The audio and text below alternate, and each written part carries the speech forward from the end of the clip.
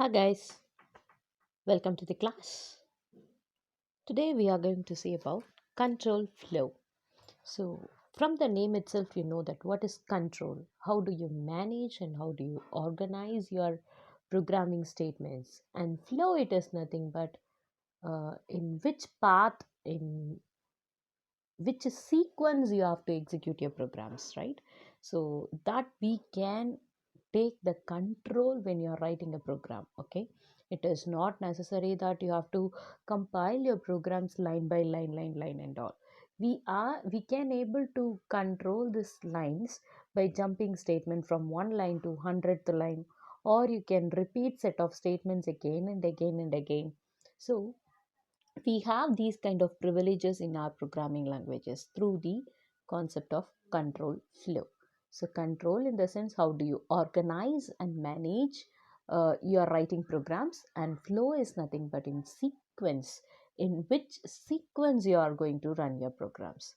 So based upon these situations, we are going to classify this control flow into three categories.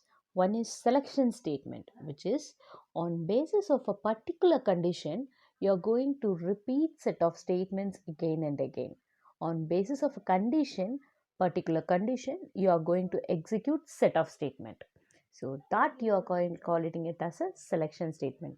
Simple example, if you're having a bowl, and in that bowl you're having some nuts provided by your mother. So which nuts you will be preferring? That bowl is comprised of good nuts and bad nuts, which have shaded in color. Some insects are there. Which nuts you will be choosing? So uh, you had a choice and a condition that the nut which I am going to choose should be very perfect in shape and color and should be hygienic, right? So I have some criteria to choose my object. Likewise, in your programming language, if you have certain situation or condition, if that is exist, set of statements to be executed, set of instructions to be given, right? So that can be kept under a concept called selection statement.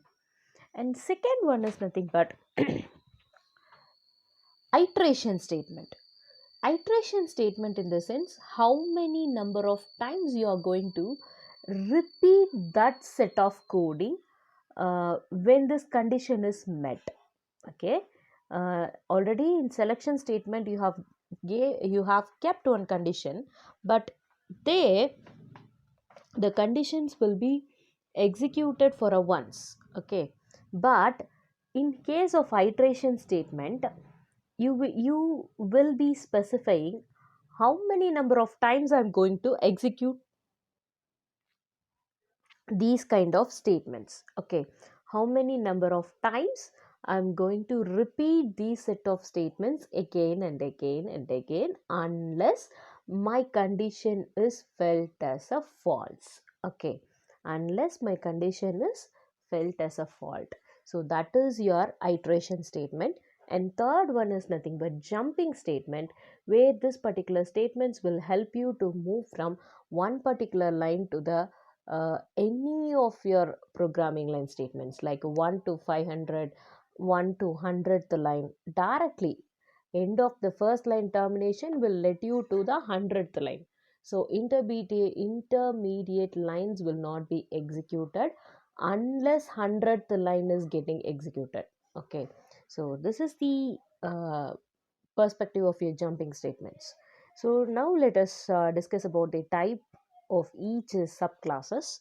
So selection statements always deal with if loop, if else loop, if else if loop, and nested loops. Okay, and second part, the whatever I told you know, if else if. So these are all checking for a condition. If the condition is true, do one thing. If the condition is false, do another thing, right? We have that option, two option, whether true or false. If it is true, do one block. If it is false, do the second block. Correct? We had an option. Only two judgment we can come into two kinds of decision. But in case of switch statement, you can come up with any number of solutions. Okay, simply the switch case statement is replacement of your if else statement. Okay, you can have multiple choices, depends on the condition. So that is your switch case statement. And coming to your iteration statement, we have three parts: while, do while, and for. So these all, while, do while, for, will check for a condition. If it is true, it if it while condition will do the statement only if the condition is true. Okay, if this particular while condition find it out this condition is false, then the while condition will be terminated, it will not execute its body. Okay, but when you come to do while statement, it first proceed with the set of body of the statements, after then it will check for the condition. Okay, so the logic of your do while is whether it is true or false, I don't bother about it, I just do once and I'm going to try whether it is coming up with a true value or false value. If it is coming up with the true values, I can proceed with again and again until I reach my condition to be false. Okay, that is your do while statement. And last one is your for statement. So the drawbacks what we have, not drawbacks, the improvements which are failed to be happened in while and do while has been incorporated in the for loop. For example, in while and do while statement programs, if you see abdina, there will be three kinds of statements will be in the body of the statement. One will be local variable initialization, second one will be the condition, might be condition, third one will be the third one mandatory, it will be of incrementation. Okay, increment of the local variable. But all these together get placed into a concept called for statement. Okay, so the thing is the computation time and all will get and storage and number of lines returning for a program, so gets reduced when you go up with for statements. Okay, and even one more point is that you can specify how many number of times I need to repeat these kind of statements.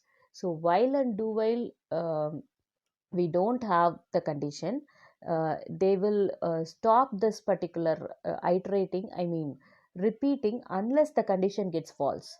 But here for loop we can specify that one. Okay, second is jump statement, where it is for break and continue. Do I want to stop executing this line? Then I can continue with some other situation. Like that, we can go for jump statement. Next video, we will be seeing in depth each one with a program. Thank you.